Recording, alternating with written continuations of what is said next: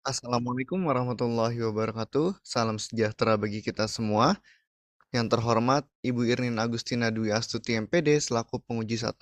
Yang terhormat Bapak Muhammad Iqbal Damara SPD selaku penguji 2. Dan yang terhormat Bapak Dr. Dasmo MPD selaku dosen pembimbing seminar saya. Sebelumnya izinkan saya untuk memperkenalkan diri. Nama saya Derajat Agung Nugroho. Saya mahasiswa pendidikan profesi guru di Universitas Indraprasta PGRI, bidang fisika. Dan pada kesempatan kali ini saya akan mempresentasikan hasil belajar saya selama kurang lebih 2 semester dalam program PPG.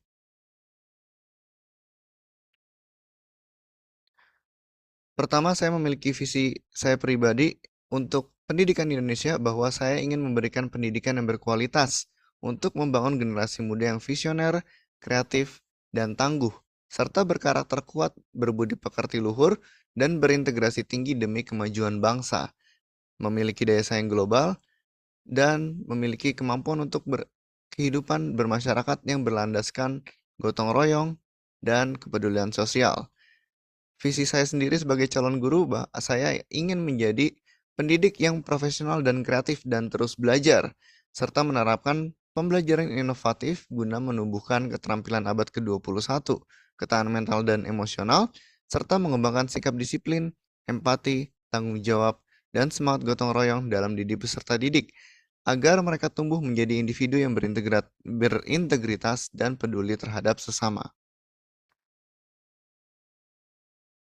Adapun langkah yang akan saya lakukan untuk mewujudkan visi tersebut, yaitu pertama, meningkatkan profesionalisme dengan terus belajar dan mengembangkan kompetensi, memanfaatkan teknologi dalam pembelajaran, dan melakukan inovasi dalam mengajar. Yang kedua, menerapkan model pembelajaran yang mendorong peserta didik untuk berpikir kritis dan kreatif, serta menumbuhkan daya juang dan ketahanan mental demi mempersiapkan mereka untuk menghadapi kehidupan nyata. Yang ketiga, saya ingin membangun karakter peserta didik dengan menanamkan sikap disiplin, bertanggung jawab, gotong royong, peka terhadap lingkungan sosialnya, serta mengutamakan integritas dan etika dalam pembelajaran. Selanjutnya, saya akan membagikan pengalaman belajar saya selama PPG, bahwa saya selama PPG menyadari bahwa setiap peserta didik memiliki karakter yang berbeda-beda. Kita perlu memperhatikan peserta didik sebagai individu yang berbeda. Oleh karena itu, perkembangan peserta didik secara individu juga perlu diukur dan diberikan tindak lanjut yang sesuai. Saya sebagai guru nantinya juga harus untuk menjadi teladan secara moral, emosional, dan juga intelektual bagi peserta didik saya. Dan saya menyadari bahwa tujuan pendidikan bukan hanya untuk mentransfer ilmu, tetapi juga membentuk karakter, integritas, dan semangat kebersamaan dalam kehidupan bermasyarakat. Kemudian, ada dua mata kuliah yang menurut saya merupakan mata kuliah yang paling bermakna bagi saya. Yang pertama adalah teknologi baru dalam pengajaran dan pembelajaran. Di sana saya belajar bahwa peserta didik abad ke-21 memiliki kebutuhan yang berbeda daripada peserta didik di era sebelumnya. Karena mereka sekarang membutuhkan skill untuk menghadapi masa depan yang tidak menentu.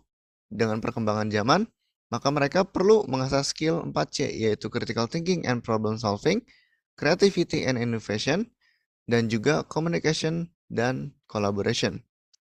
Lalu, saya juga merasa bahwa mata kuliah prinsip pengajaran dan asesmen 1 itu memiliki dan memberikan pengalaman belajar yang bermakna bagi saya.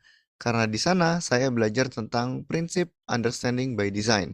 Understanding by design merupakan backward design yang menentukan tujuan pembelajaran terlebih dahulu, lalu asesmen, dan juga terakhir merancang pembelajarannya. Itu semua bertujuan agar bisa tercipta pembelajaran yang bermakna dan juga memberikan pemahaman yang baik kepada peserta didik. Dan prinsip UBD ini membantu perancangan pembelajaran yang berpihak kepada peserta didik, sehingga bisa memberikan pembelajaran yang bermakna. Tidak hanya itu, Dalam prinsip pengajaran dan asesmen juga saya mempelajari jenis-jenis asesmen yang ternyata dibutuhkan untuk selama proses pembelajaran. Pertama, asesmen diagnostik untuk mengetahui karakter awal peserta didiknya. Kemudian asesmen formatif untuk menghargai atau sebagai penilaian selama pembelajaran yang kemudian digunakan untuk mengukur perkembangan peserta didik, dan juga asesmen sumatif untuk mengukur ketercapaian tujuan pembelajaran yang telah ditetapkan sebelumnya.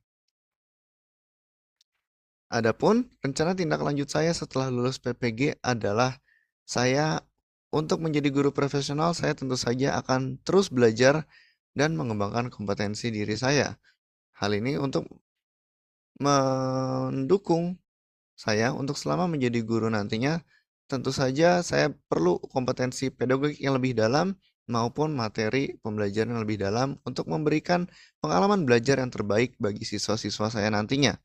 Yang kedua, saya akan menerapkan pembelajaran yang inovatif dan kontekstual. Karena dengan pembelajaran yang kontekstual, peserta didik akan lebih mudah dan juga lebih bisa berpartisipasi aktif dan meningkatkan motivasi belajar mereka. Dan terakhir, saya juga akan melakukan refleksi secara berkala terhadap praktik mengajar yang saya lakukan nantinya untuk sebagai perbaikan di pembelajaran berikutnya. Selanjutnya, saya akan memaparkan tentang inovasi desain pembelajaran yang saya buat. Pertama, untuk modul ajarnya saya menggunakan model problem-based learning dengan pendekatan teaching at the right level, dan juga media pembelajaran digunakan adalah berupa quizzes dan juga live worksheets untuk pengisian LKPD. Adapun alur tujuan pembelajarannya, di sini saya mengambil materi tentang efek rumah kaca. Dan tujuan pembelajaran adalah peserta didik mampu memahami konsep dasar efek rumah kaca, mengidentifikasi penyebab utamanya yang berasal dari aktivitas manusia, serta mengevaluasi dampaknya terhadap lingkungan sekitar, dan peserta didik diharapkan dapat mengusulkan solusi sederhana untuk mengurangi efek tersebut. Berikut adalah modul ajar yang saya gunakan. Di sini saya membuat modul ajar fisika perubahan iklim menggunakan Canva, dan juga di sini ada LKPD yang jika Bapak Ibu scan nanti akan terhubung ke live worksheet. Karena saya menggunakan pendekatan TARL atau Teaching at the Right Level, maka saya di sini memberikan 3 jenis LKPD, yaitu untuk siswa dengan kemampuan tinggi, sedang, dan juga rendah. Namun pada slide ini saya hanya menampilkan LKPD untuk siswa yang berkemampuan tinggi. Selanjutnya, untuk asesmen diagnostik, saya menggunakan quizzes. Di dalam quizzes tersebut ada video yang menampilkan dan juga sebagai pemantik awal tentang efek rumah kaca, yaitu tentang pemanasan global. Lalu di sela-sela video, peserta didik akan menjawab beberapa pertanyaan. Dan juga berdasarkan hasil asesmen diagnostik tersebut, saya akan membagi peserta didik menjadi 6 kelompok dengan 3 jenis level, yaitu tadi lemah, sedang, dan juga tinggi. Dan di akhir pembelajaran, peserta didik akan saya minta untuk melakukan refleksi. Berikut adalah link dan barcode untuk refleksi peserta didik di akhir pembelajaran untuk mengetahui sejauh mana mereka telah belajar di pertemuan ini, dalam pembelajaran ini, dan juga mengetahui perasaan peserta didik selama melakukan pembelajaran tersebut. Demikian, terima kasih atas kesempatannya. Saya ucapkan kurang lebihnya mohon maaf. Wassalamualaikum warahmatullahi wabarakatuh.